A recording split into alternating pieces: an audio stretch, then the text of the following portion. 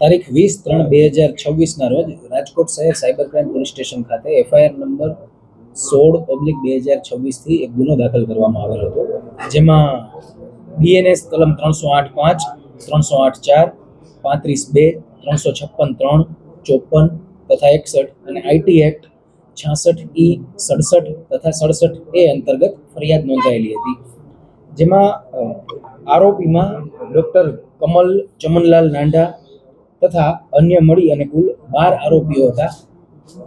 આ ઉપરાંત તપાસમાં ખુલે તે તમામ વિરુદ્ધ ફરિયાદ દાખલ થયેલી હતી, જેમાં ગત રોજ તારીખ 22/3/2026 મુખ્ય આરોપી કમલ ચમનલાલ નાંડાને રાજકોટ શહેર સાયબર ક્રાઇમ પોલીસ સ્ટેશન દ્વારા અટક કરવામાં આવેલ છે, જેની ઉંમર 32 વર્ષ છે તથા તે ડોક્ટરનો પ્રોફેશન ધરાવે છે.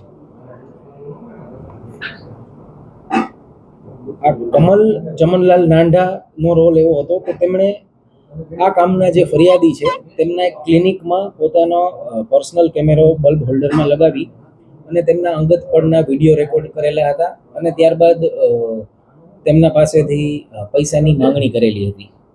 આ આરોપી હાલ રાજકોટ શહેર સાયબર ક્રાઇમ પોલીસ સ્ટેશન પોલીસની કસ્ટડીમાં છે.